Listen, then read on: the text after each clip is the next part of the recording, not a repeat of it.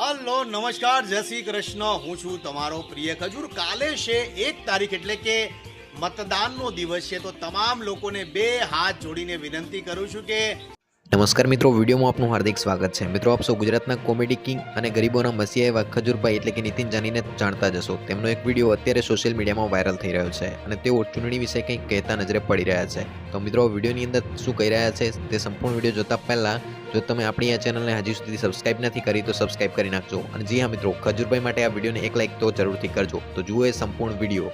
Hello નમસ્કાર, જય શ્રી કૃષ્ણ. હું છું તમારો પ્રિય ખજૂર. કાલે છે 1 તારીખ એટલે કે મતદાનનો દિવસ છે, તો તમામ લોકોને બે હાથ જોડીને વિનંતી કરું છું કે મતની વેલ્યુ સમજો, વોટની વેલ્યુ કરો અને મતદાન કરવાનું કાલે ભૂલતા નહીં.